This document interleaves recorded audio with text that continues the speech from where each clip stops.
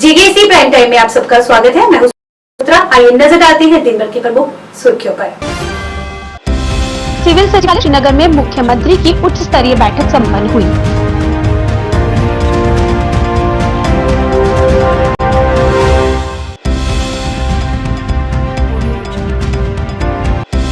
बड़े ही धूमधाम से मनाया गया गुरु रविदास जी का 648वां जन्म दिवस।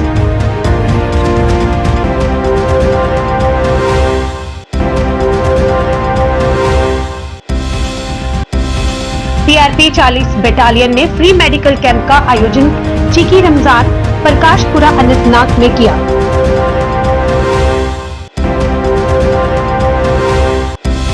पुरानी पेंशन योजना की बहाली की दिशा में एक महत्वपूर्ण कदम के तहत जम्मू और कश्मीर पुरानी पेंशन बहाली रहबरे तालीम फोरम जिला बारामूला ने boys high secondary school Baramulla में 1 दिवसीय सम्मेलन आयोजित किया।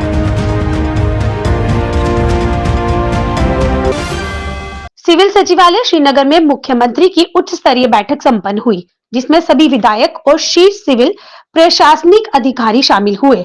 विधायक शमीमा फिरदौस ने बताया कि ये बैठक पूर्व बजट बैठक थी, जिसमें अन्य महत्वपूर्ण मुद्दों पर भी चर्चा की गई।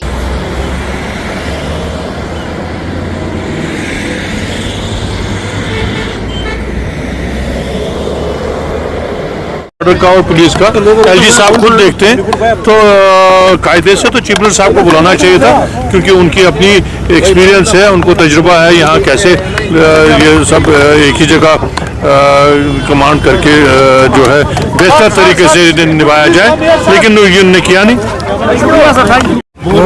होम डिपार्टमेंट और लॉ एंड ऑर्डर तो एलजी साहब के हाथ में है। उमर अब्दुल्ला साहब अपनी मीटिंग ले रहे थे यहाँ के डेवलपमेंट की, शहर के एमएलएज के साथ केपेक्स फंड्स की मीटिंग ले रहे थे। तो जो उमर अब्दुल्ला साहब वजीर आला का अपना डोमेन है, उस पर वो मीटिंग ले रहे हैं। जी लीडर ऑफ अपनी कभी उनके साथ नहीं जाने वाले हैं।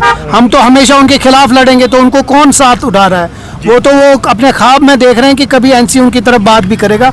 हम लोगों ने बीजेपी के खिलाफ इलेक्शन लड़ा है और हम हमेशा बीजेपी के खिलाफ हैं। ज़रूरियात है जो प्रायोरिटी है, तो उनको प्रायोरिटी के मुताबिक हम रखें, जैसे कि शहरी श्रीनगर में रोड से।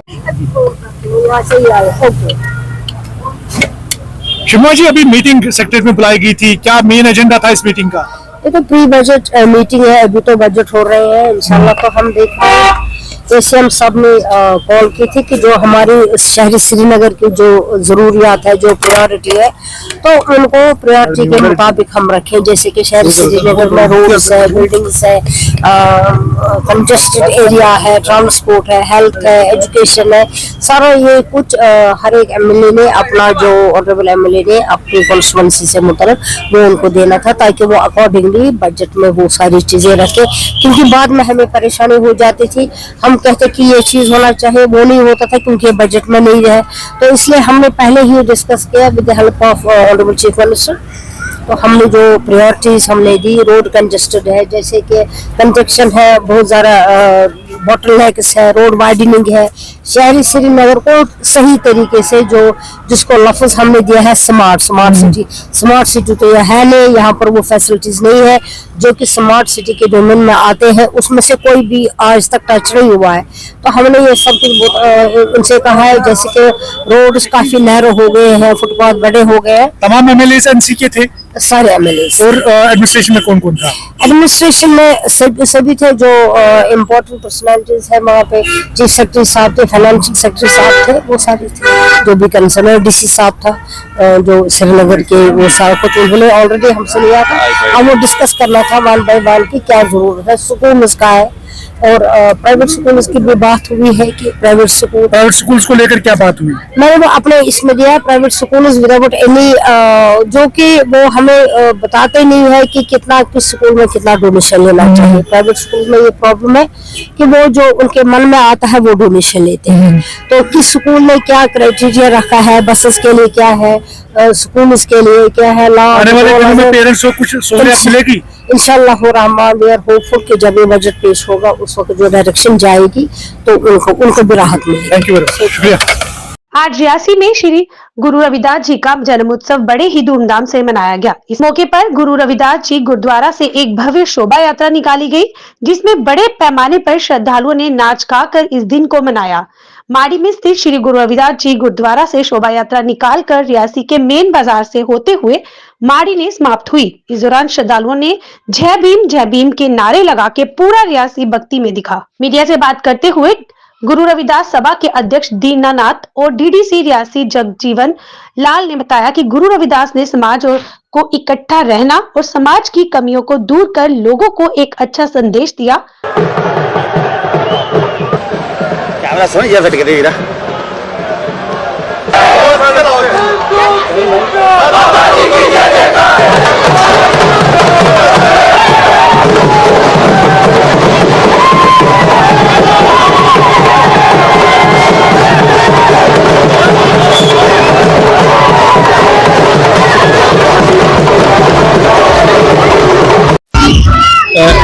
आज का दिन जो है गुरु संतों का दिन है। 648वां दिन गुरु महाराज रविदास जी का पड़ रहा है और उनके जो विचार थे, जो उन्होंने सबको सिखाया है भाईचारा रहे भाई, उसी के पर हम जो बढ़ा रहे हैं। और ये हमारा कार्यक्रम जो था जो माड़ी से शुरू हुआ और नवी बस्ती से होते हुए बस स्टैंड से होते हुए थापर होते हुए बस माड़ी में समाप्त होगा और वहाँ पर हमने लंगर का व्यवस्था की हुई है। और आपसे भी हमारी देखिए मैं कि आप भी हमारा लंगर लें और हमारा हम सब वही करें अगर गुरु के बताए हुए रास्ते पर चलना चाहिए और सबको चलना चाहिए जो रास्ते उन्होंने बताए हैं और कोशिश करनी सबको होने के मन बात हुए चलना चाहिए और हमारी यही व्यवस्था है। ये देखिए आप आज का जो जन्मदिन है ये बहुत ही मुबारक जन्मदिन है क्योंकि महाकुंभ इसी जन्मदिन पे आया है। ये 12 साल के बाद एक दफा आता है और गुरु महाराज जो थे वो ये जो महाकुंभ का मेला होता है इसमें एक डुबकी उधर लगाने से लोग स्वर्ग में ऐसा एहसास करते हैं कि स्वर्ग में चले जाते हैं। गुरु महाराज का जन्म ही वाराणसी में गंगा किनारे हुआ है। वो रोज वहां नहाते धोते थे और सब कुछ, तो वो सोच लीजिए कितने महान संत थे और उन्होंने जो काम किए अपने 148-149 साल की जिंदगी में सबसे बड़ी लड़ाई उन्होंने सोशल जस्टिस के खिलाफ लड़ी। ये जो ऊंच नीच की दीवारें थी उसको दूर करके और जो धन और धरती की अनइक्वल डिस्ट्रीब्यूशन थी उसको ठीक करने के लिए वो उन्होंने एक जद्दोजहद की जिससे आज तक उनको याद किया जाता है और वो वाकई एक बड़े महान संत हुए हैं। उनका यही हमारा दिन बनाने का मकसद होता है। गुरु रविदास जी का जन्मदिन रियासी में भी बड़े धूमधाम से मनाया गया। इस शुभ पर्व पर रियासी में एक शोभा यात्रा निकाली गई जिसमें तमाम श्रद्धालु बड़ी ही खुशी के साथ नाचते गाजते इस दिवस को मनाते हुए नजर आए, क्योंकि गुरु रविदास जी एक ऐसे संत हुए जिन्होंने समाज में कुछ त्रुटियां थी, जो कमियां थी, उसे को पूरा करने की भरपूर कोशिश की गई और उसके बाद समाज को एक संदेश दिया कि आपस में अगर रहना है तो भाईचारे को बना के रखना है, तमाम चीजों जो हमारी कमी है उनको दूर करना होगा और उसी को ध्यान में रखते हुए जो दिन जो हर साल बड़े धूमधाम से मनाया जाता है। और इसी सीआरपीएफ 40 बटालियन ने फ्री मेडिकल कैंप का आयोजन चीकी रमजान प्रकाशपुरा अनंतनाग में किया, जिसमें मुफ्त में लोगों को चेकअप किया गया और मुफ्त दवाइयां भी बांटी गई।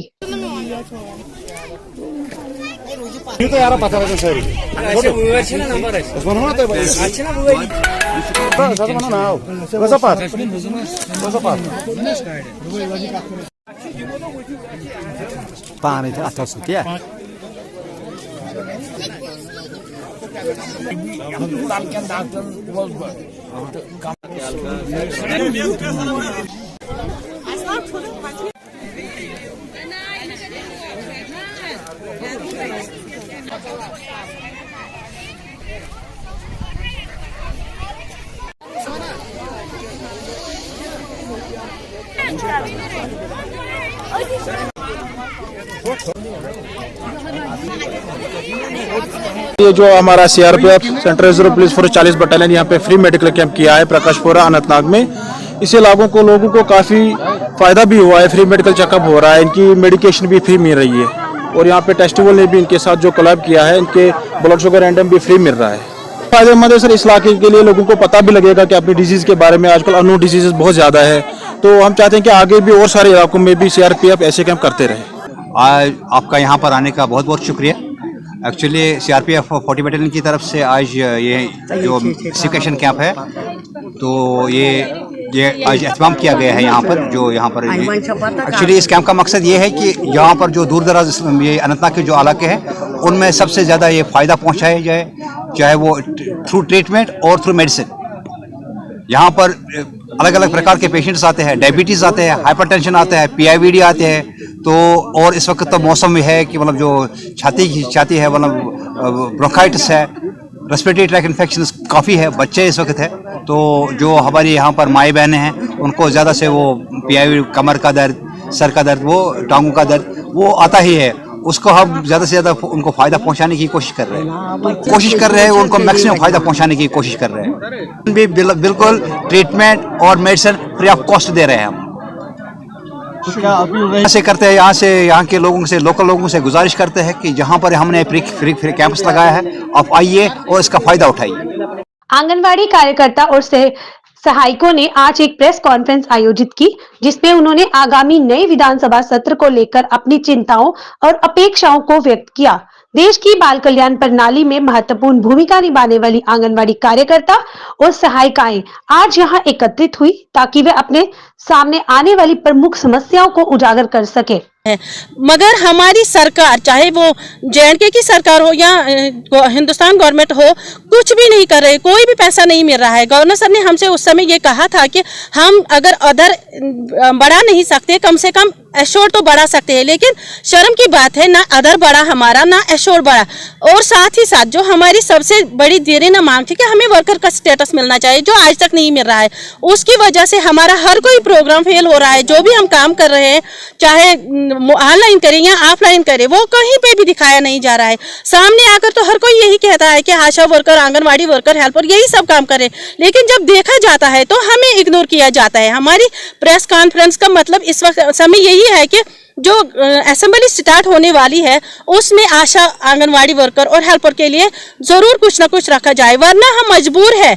हम इस प्रेस कॉन्फ्रेंस के माध्यम से इस वक्त गवर्नमेंट को बताना चाहते हैं कि हम मजबूर हैं सड़कों पर आने के लिए। बाद में क्या कहा जाता है कि आप जबरदस्ती सड़कों पर आ रहे हैं, जल्द से जुलूस कर रहे हैं। मिनिस्टर मैडम है, मुल्क की जो फाइनेंस मिनिस्टर मैडम है, उसने हमारे साथ जो हमारे CITUC का जो हमारा मुल्क का प्रेसिडेंट है, उसने उसको बुलाया प्री बजट में। तो उसने उस टाइम कहा उससे कि जो आंगनवाड़ी वर्कर और हेल्परों का मसला है हम ये फुल हल करेंगे, लेकिन बजट आई है तो उसमें हमारा कोई मसला हल नहीं हुआ। जब जनरल बजट आएगी हमें पूरा उम्मीद है कि हमारा मसला हल हो जाएगा। और जो हमारी आंगनवाड़ी वर्कर्स बहनें जिनको ये म्यूचुअल ट्रांसफ़र नहीं हो जाती है तो उनको दबाया किया जाता है कि आपको हम टर्मिनेट करेंगे, वो करेंगे, ये करेंगे। तो ये जो थ्रेटिंग है हमारी आंगनवाड़ी वर्करों वो ख़त्म होना चाहिए। हम गवर्नर साहब से अपील करना चाहिए, जो आपने हमारे से जो वादा किया आंगनवाड़ी वर्करों हेल्परों से वो पूरा किया जाए, क्योंकि हम भी बाल बच्चे वाले, हमारा भी घर है। 5,000 में आज क्या आता है? हमारे कुछ नहीं किया उन्होंने, अभी तो कुछ नहीं किया है उन्होंने। ये जो हमारी हुकूमत बनी है उसमें हमारा उन्होंने पहले मंशूर में रखा था, जो आंगनवाड़ी वर्करों हेल्परों का मसला उन्होंने मंशूर में रखा। जब करने का टाइम आया है तो उन्होंने हमारा मसला ही नहीं किसी जगह वो उजागर नहीं कर रहे, क्योंकि हम भी करता है काम जिसको ज़रूरत होगी इनकी। सबसे अपील करना चाहते हैं क्योंकि हमें मजबूर मत करे हड़ताल करने के लिए या पोषण ट्रैकर लॉग आउट करने के लिए। हमारा मसला जल्द से जल्द वर्कर का हमें 98 बटालियन CRPF ने आज कुपवाड़ा के गिलगाम क्षेत्र में एक निःशुल्क चिकित्सा शिविर का आयोजन किया। इस शिविर का उद्देश्य स्थानीय लोगों को निःशुल्क दवाएं और स्वास्थ्य जांच प्रदान करना था।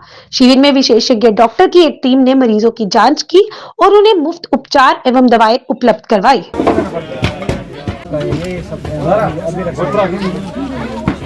आ गया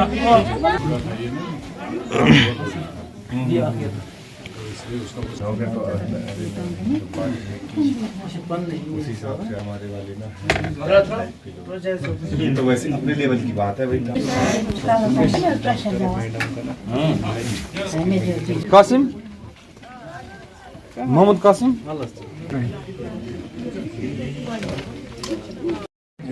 एक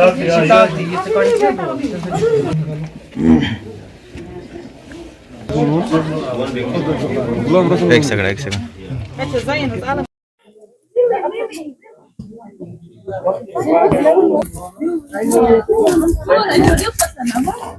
98 बटालियन सीआरपीएफ मुख्यालय वाइन क्वार्टर लोकेटेड है और गुलगाम जो क्षेत्र है हमारे एवार के अंतर्गत ही आता है, इसलिए आज हम लोग यहाँ पर एक मेडिकल कैंप का आयोजन कर रहे हैं। जैसे कि आप लोग को पता है कि सीआरपीएफ पूरे जे&के में सीआई ऑप्स और कानून और व्यवस्था ड्यूटी के लिए तैनात है।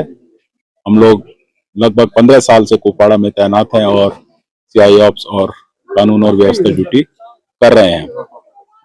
इस ड्यूटी के दौरान हमें लोकल पब्लिक का बखूबी सपोर्ट मिलता है और जिससे हमारा एरिया में हमेशा लगभग शांति बनी रहती है।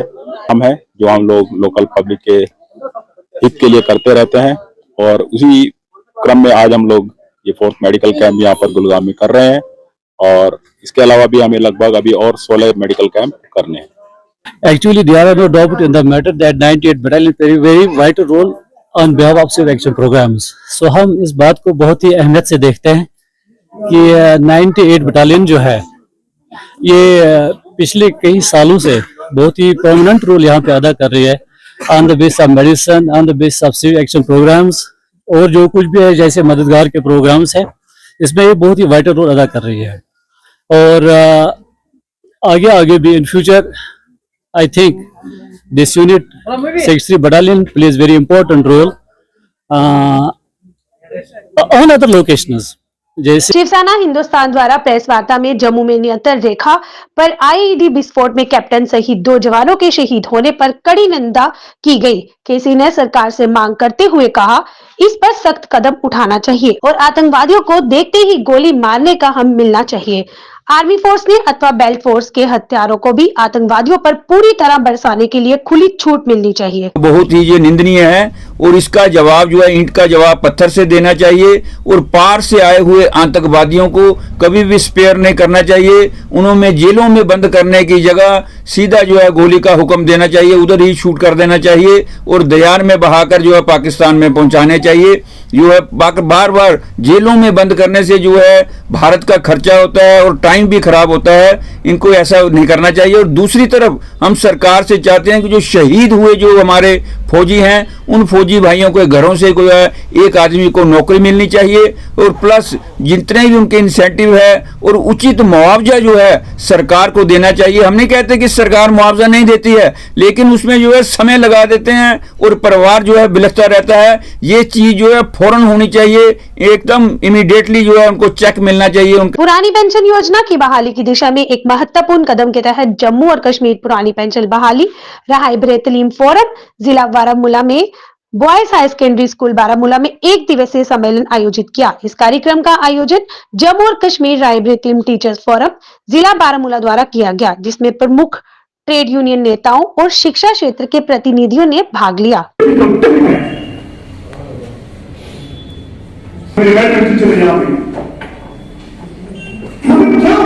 इसके पीछे भी हम ही हैं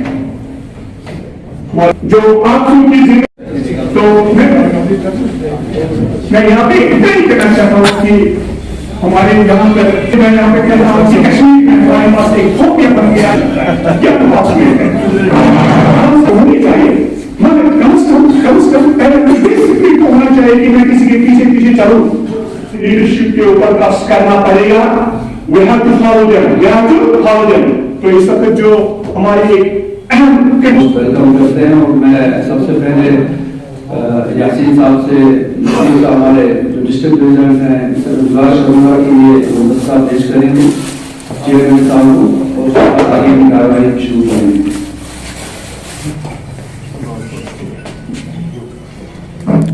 अपना मुकाम पैदा कर नया जमाना नई सुबह व शाम पैदा कर। आज के हमारे मेहमान खुसूसी काबिल एहतराम Jammu Kashmir old pension consideration related fund was chairman Jammu Kashmir Rebel. आप जो 50-60 बंदे इकट्ठे होकर वो डिस्ट्रिक्ट प्रेसिडेंट का इलेक्शन करेंगे, वो बैठिंग है। अपने ऑनरेबल चीफ मिनिस्टर से पूछना चाहता हूं, आप हमसे 30 साल की सर्विस लेते हो, 40 साल की सर्विस लेते हो और इसके बाद मरने के लिए हमें ओल्ड होम में छोड़ देते हो। क्या ये इंसाफ के तकाजों को पूरा करता है? जिस मुलाजिम से आप 30 साल सर्विस लेते हो और फिर उसको पेंशन नहीं दोगे, उसको घर में जलील करोगे, उसके बच्चे, उसकी बीवी, उसके जितने भी रिश्तेदार हैं वो उसको एक्सेप्ट नहीं करेंगे, क्योंकि आफ्टर ऑल उसके लिए जिंदा रहने के लिए पेंशन है।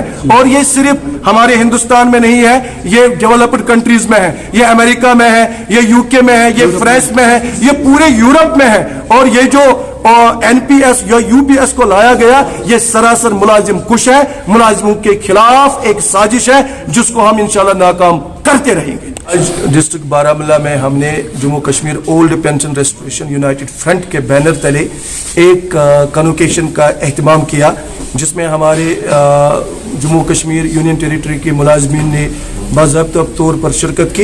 एक अवेयरनेस प्रोग्राम था जो कि पूरे इंडिया में इस वक्त एक मूवमेंट चल रही है कि ओल्ड पेंशन स्कीम को रेस्टोर किया जाएगा, जो 2004 में हिंदुस्तान की सरकार ने एक नई पेंशन स्कीम लाई जिसको एनपीएस बोलते हैं। और हमारे उस वक्त erstwhile state Jammu Kashmir state ने 2010 से एनपीएस को इम्प्लीमेंट किया और इस स्कीम को हम सिरे से नकारते हैं। ये मुलाजिम दुश्मन पॉलिसी है जो कि भारतीय सरकार ने 2004 में लागू की है। अब उन्होंने इसमें अमेंडमेंट करके United pension scheme, unified pension scheme UPS को लागू किया गया, जिसको तमाम हिंदुस्तान के मुलाजिमों ने फिर से यकसरत मुस्तरद किया और ये डिमांड दोहराई जैसे हमारे मुल्क के ऑनरेबल प्राइम मिनिस्टर के लिए, हमारे ऑनरेबल होम मिनिस्टर के लिए, हमारे ऑनरेबल फाइनेंस मिनिस्टर के लिए, हमारे ऑनरेबल यूनियन कैबिनेट मिनिस्टर के लिए, एमपीज के लिए, जम्मू कश्मीर के सीएम के लिए, जम्मू कश्मीर के एमएलएस के लिए और आर्म्ड फोर्सेस के लिए ओपीएस को चुना है और गरीब मुलाजमिन के लिए यूपीएस को चुना है। हम इस बात को सिरे से नकारते हैं, रद्द करते हैं और सरकार से अपील करते हैं, जम्मू कश्मीर की मुंतखब सरकार से और हिंदुस्तान की जो हमारे honourable prime minister Shri Narendra Modi ji से हम गुजारिश करते हैं कि वो जल्द जल्द ओपीएस को रेस्टोर करे। जब तक ओपीएस रेस्टोर नहीं होता है तब तक हमारी स्ट्रगल जारी रहेगी।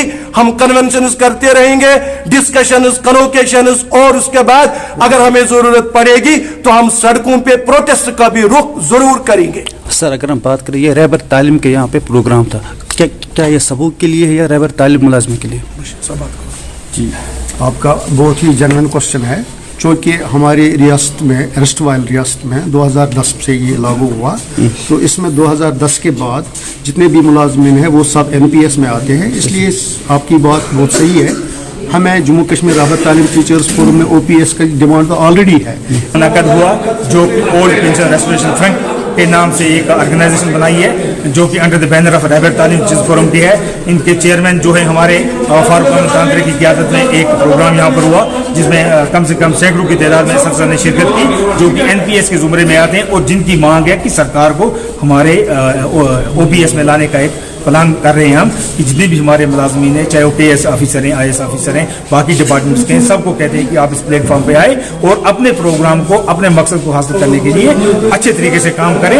ये old pension restoration United front है ताकि हम अपनी बात जो है सरकार के पास ले जाएं और सरकार से इस चीज़ की डिमांड करें। आने वाला कल जो हो सकता है हमें कहीं पर भी सरकार के खिलाफ कोई हमारा प्लान है नहीं, लेकिन जब सरकार मुलाजमीन का कोई काम करने के लिए तैयार नहीं होगी तो मैं भी हमारे इन्हीं मुलाजमीन को जो कि एनपीएस के जुमरे में आते हैं उनको सड़कों पर आना है, उनकी फैमिली को सड़कों पर आना है, उन्होंने अपने काम को आगे लेके चलना है ताकि उनकी डिमांड जो है वो हल हो जाएगी। वक्तन फवक्तन जितनी भी उनकी मुश्किलात हैं, सारे मुलाजमीन से हम गुजारिश करते हैं कि इस बैनर के तले आएँ और अपनी जायज़ मुतालबात का जो हक है वो सरकार के सामने आप बात रखें ताकि आपकी मांगे जो पूरी।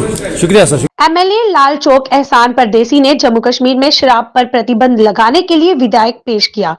पीडीपी विधायक फयाज अहमद मीर के बाद नेशनल कॉन्फ्रेंस के विधायक एहसान परदेसी ने विधानसभा में एक निजी सदस्य विधेयक पेश किया है जिसमें जम्मू कश्मीर में शराब पर पूर्ण प्रतिबंध लगाने की मांग की है। दोनों विधायकों का तर्क है कि शराब पर प्रतिबंध लगाना कश्मीर की सांस्कृतिक और धार्मिक विरासत को संरक्षित करने के लिए आवश्यक है। उन्होंने जोर दिया कि शराब का सेवन कश्मीर की गहरी जड़ें रखने वाली सूफी रेशी परंपराओं के खिलाफ है। स्टेट नहीं है जहाँ मेरे ख्याल से 98 या 99% जो मेजोरिटी है जो हिंदूज की है। अगर वहाँ लिकर बैन हो सकता है, फिर कश्मीर में क्यों नहीं हो सकता है? कश्मीर में अगर मेजोरिटी मुसलमानों की है और मुसलमानों का जो अकीदा है इस्लाम की तरफ है और इस्लाम हमें इस चीज़ की इजाज़त नहीं देता है, तो मेरे ख्याल से ये एक सबसे प्रैक्टिकल बात यह है कि कश्मीरी अवाम नहीं चाहती है कि यहाँ पे लिकर का कंजप्शन और लिकर का सेल जो है वो होना चाहिए। इसी हवाले से मैंने पहली जो अपनी एज एमएलए एक प्राइवेट मेंबर बिल पेश की है, वो इसी के लिए की है कि कश्मीर से शराब का नामो निशान जो है वो मिट जाए। एहसान साहब, पीडीपी के बाद आपने इस बिल की जो है पीडीपी के बाद नहीं कि मेरे भाई 10 तारीख लास्ट तारीख थी बिल को सबमिट करने के लिए, मैंने 10 से पहले ही सबमिट की हुई है। दूसरी बड़ी बात है कि अगर बीजेपी और पीडीपी की सरकार में जब हसीब ड्राबू यहाँ पर मिनिस्टर हुआ करते थे, उन्होंने बोला था कि ये बिल जो है ये हम नहीं कह सकते हैं कोई विज है कोई नॉन विज है, जिसको जो मर्जी है। उनका ये कहने का मतलब तब था कि कोई पीना चाहे तो पी सकता है, कोई नहीं तो नहीं। तो आज उन्हीं के पार्टी के मेंबर जो है इस बिल की जो है बिल लाए हैं, तो उस पर आप क्या कहेंगे? तो अच्छी बात है। मैंने अपनी बिल को जो है पैन जेन के इसलिए नहीं रखा है। I wanted to be very specific, very clear कि अगर कोई हिंदू डोमिनेटेड डिस्ट्रिक्ट है, अगर वो वहाँ पे लिकर का कंजप्शन करना चाहते हैं वो करें। अगर उनकी सोसाइटी में लिकर एक्सेप्टेबल तो ठीक है, हमें उसका क्या एतराज है। हम तो कहते हैं कि जिसको जो खाना है वो खाए, जिसको जो पीना है वो पिए। लेकिन मैंने अपनी बिल में रखा है कश्मीर और मुस्लिम डोमिनेटेड डिस्ट्रिक्ट्स कि मैं फिर से कहता हूं कि हमारा मजहब इसकी इजाजत जो है नहीं देता है। रियासी के सिल्ला बागा गांव में बुधवार सुबह एक व्यक्ति का शव संदिग्ध परिस्थितियों में मिला। मृतक व्यक्ति की पहचान लगभग 50 वर्षीय विजय कुमार के रूप में हुई। बताया जाता है कि बुधवार सुबह कुछ लोगों ने शव पड़ा हुआ देखा, जिसकी सूचना अन्य लोगों को भी दी गई। जानकारी मिलने के बाद पुलिस की एक पार्टी मौके पर पहुंची और शव को अपने कब्जे में लिया। शव को जिला अस्पताल में लाया गया।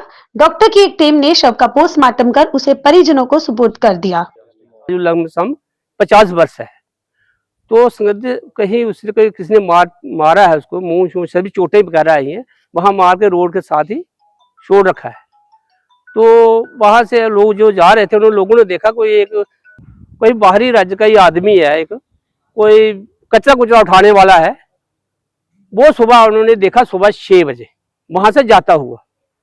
तो हमें डाउट हुआ कि जब इसकी डेड बॉडी देखी हमने, हमें डाउट हो सकता है उसी ने ये काम किया हो, तो इसलिए वो हमारे गांव से दूसरे गांव में चला गया था।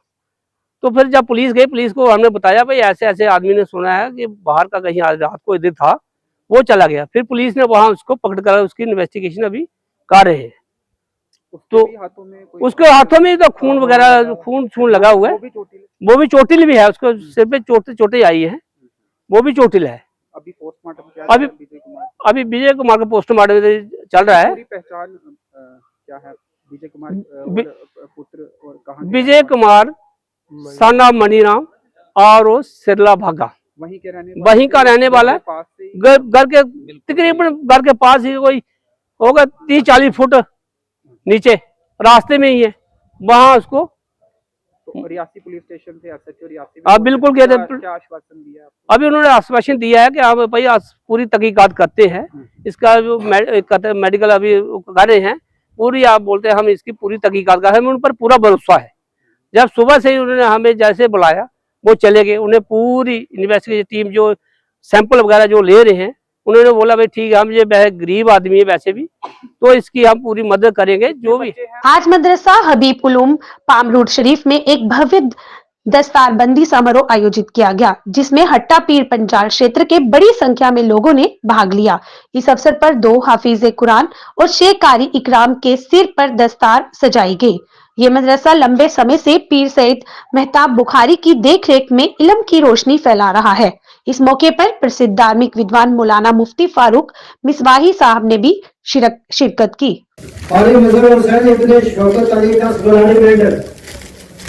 इनकी दस्तार बंदी गदे शेख पीर सैयद मेहताब बुखारी कारी इरफान अहमद इब्ने मोहम्मद सादिक गुलसाई मेंढर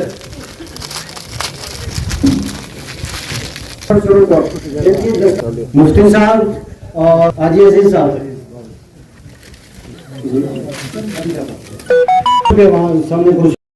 कुरान के अंदर रब ताला ने ये इरशाद फरमाया, ये पैगाम दिया, ये मैसेज दिया दुनिया को, और खुदा वो दीनिल हक़ी लियुज़हिरहु अला दीनि कुल्ली वलो करिहल मुशरिकून। मैंने लिखे भेजा है। बहुत ही पाकीज़ा कि अगर आप सभी लोग आगे थोड़ा करीब आ जाए तो ज्यादा बेहतर रहेगा। जो पीछे वाले हजरात है थोड़ा आगे आ जाए, और जितने भी करीब हो गया उलमाए किराम, बुजुर्गान दीन, नौजवान साथियों, अस्सलाम। और दूसरा शेर सुनाता हूं मैं कि हम उनकी मदद, हम उनकी मदद होई दाखिले सुन्नत के बैठे,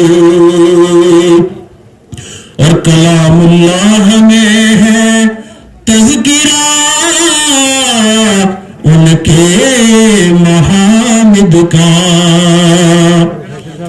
दुनिया के ऊपर भेजते भेजते एक वक्त ऐसा आया कि जब उस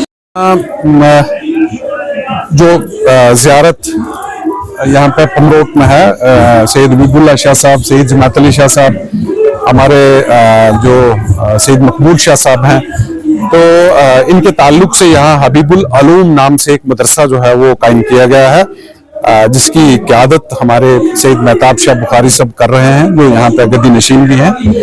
तो आज उसी मदरसे की तरफ से जो है यहाँ दस्तारबंदी का सिलसिला जो है वो का तमाम किया गया, जिसमें जो बच्चे जिन्होंने हिफ्स किया है और जिन्होंने किरात का कोर्स मुकम्मल किया है, उनकी आज यहाँ पे दस्तारबंदी जो है वो की जाएगी। अच्छी बड़ी तादाद में लोग यहाँ इस प्रोग्राम में शामिल हुए।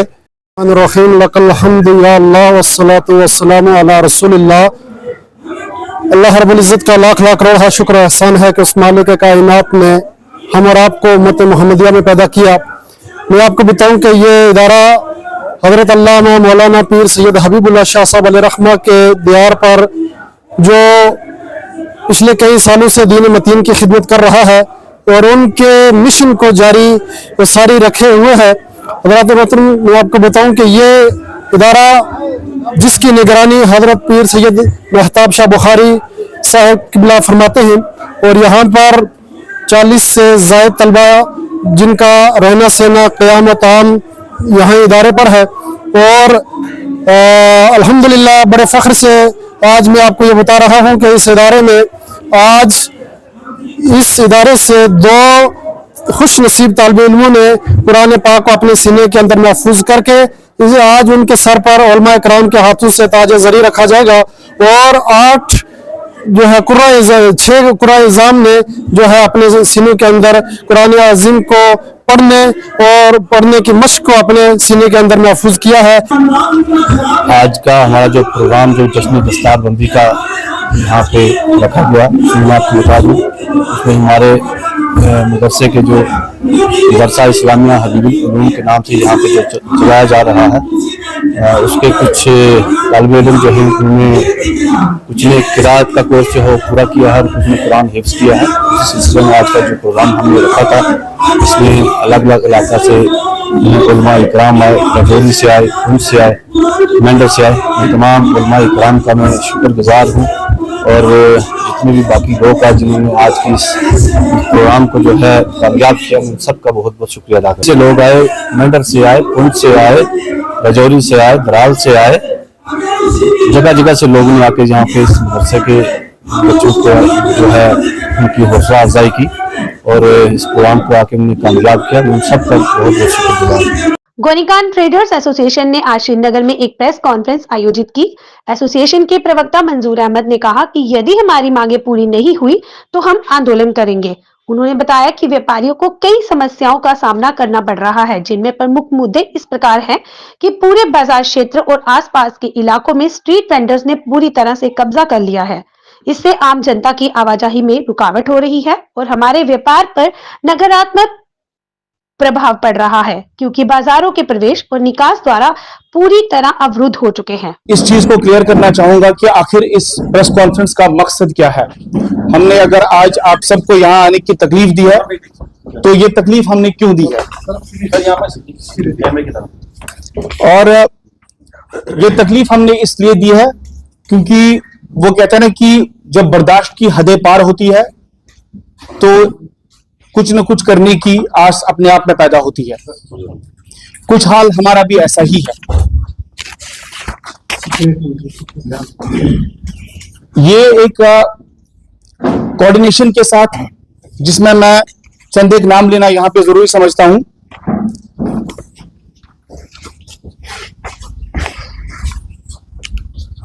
गोनीखंड traders association, Maharaja Bazaar association, Alsafa market, Bajaji market Saraibala, Hari Singh high street silk factory road Saraibala, Hazuri Bagh, इदारे गौसिया दस्तगीर साहब, इकरा मस्जिद, मस्जिद हुदा और तकवा मस्जिद गोनीखंड, इन सब के रिप्रेजेंटेटिव्स यहां पे मौजूद है।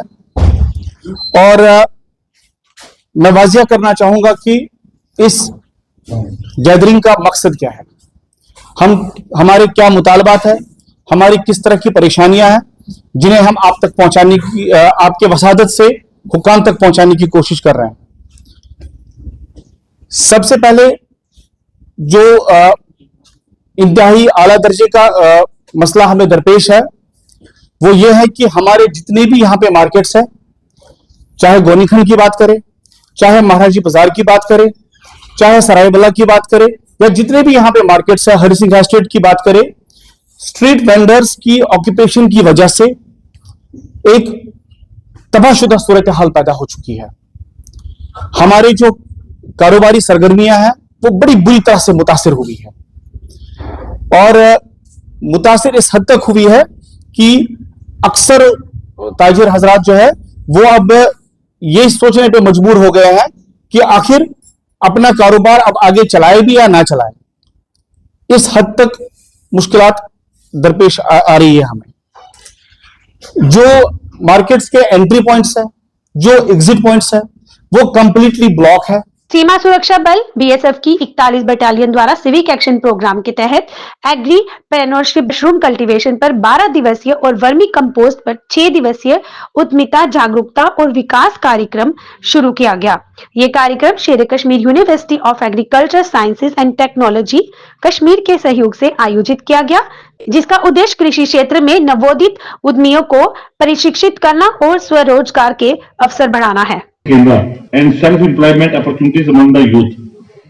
Under our grateful, this partnership is a shining example of how institutions can today. I am reminded of the अभी इंटीग्रेटेड का एग्जांपल मैंने बहुत नजदीक से देखा, मैं हजार क्योंकि जिससे आप लोग जहां इसमें आए हैं immense potential with the right skills, knowledge and support behind our nation's growth.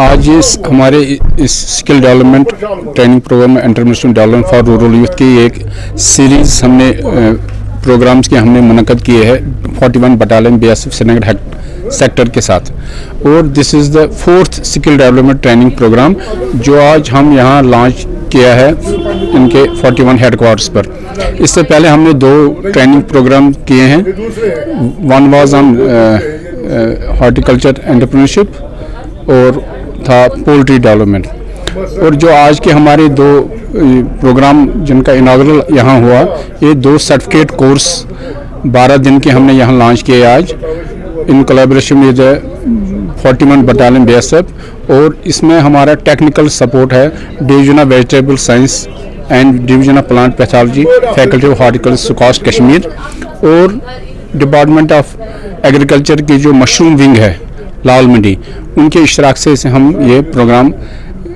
मुनक़द कर रहे हैं। मुद्दा और मकसद ये है कि हमारे जो रूरल यूथ हैं उनको हम एम्पावर करें, उनकी जो हम इंश्योर करें, उनकी इनकम सिक्योरिटी हम इंश्योर करें और वो ना कि सिर्फ अपने आप को सस्टेन करें बल्कि they should be also employment generation for their other generations and young youth, और जो अपने नेबरहुड है अनएम्प्लॉयड यूथ हैं उनको वो उनकी तरफ मोटिवेट करें through this skill entrepreneurship development training program. आपको शायद अभी पता नहीं चल रहा है, but it can change your future. So my request will be learn it and learn it in a proper manner. Integrated जो सर बता रहे हैं अभी, इंटीग्रेटेड का एग्जांपल मैंने बहुत नजदीक से देखा। मैं हजारीबाग में था पोस्टिंग, तो मैं पटना गया एक बार, तो हार्डली 2 एकड़ जमीन रही होगी, 2 एकड़ इस टेंट से 2 times maximum. There was a pond, एक थोड़ा सा तालाब था। यहाँ पे पूरा स्कोप है। सबसे बढ़िया है यहाँ पे टेम्परेचर, जो बहुत जगह नहीं मिलता है। एक्सट्रीमिटीज सिर्फ 2 महीने की है, जो बर्फ है उसमें आपका सेब का भला हो जाता है ना। बाकी आपका जो महीना है फरवरी से लेकर, मेरे गांव में भी इतनी बर्फ पड़ती जितने श्रीनगर से ज्यादा पड़ती है इनफैक्ट, तो आसपास जितना बर्फ है, तो इसमें आप 10 महीना अगर जो कमाओगे तो लिटरली किसी को अपना गांव छोड़ने की यहाँ पे आवश्यकता नहीं होनी चाहिए। सो इनफैक्ट दूसरे लोग बाहर से आपके यहाँ जो है काम करने आ सकते हैं। तो ये जो आप कर रहे हैं इसको अच्छे से कीजिए। This is the future, this is the future. और मोर ओवर अब कोऑपरेटिव का सिस्टम अच्छा हो रहा है इंडिया में, और मीडिया बहुत अच्छी है। क्या पता किसकी किस्मत से क्या चीज चल जाए, है ना। आप मीडिया में एक रील बनाए और वो चाहे जो है पूरे दुनिया में फेमस हो जाए। इट्स नॉट वो हमारे यहाँ एक बिच्छू घास होती है। डिप्टी कमिश्नर बारामूला मिंगा शेरपा ने आज टाउन हॉल कुंजर में एक जागरूकता शिविर सह ब्लॉक दिवस की अध्यक्षता की। इस कार्यक्रम का आयोजन सरकारी सेवाओं को जनता तक पहुंचाने, शिकायतों के निवारण और विभिन्न कल्याणकारी योजनाओं के प्रति जागरूकता बढ़ाने के लिए किया गया था। इस दौरान पीएम सूर्यघर योजना को अपनाने पर विशेष जोर दिया गया, जिसमें निर्वाचित विधायक इस योजना के प्रचार में सक्रिय भूमिका निभा रहे हैं। योजना के तहत नवीकरण ऊर्जा को बढ़ावा देकर आम नागरिकों को लाभान्वित करने पर चर्चा की गई।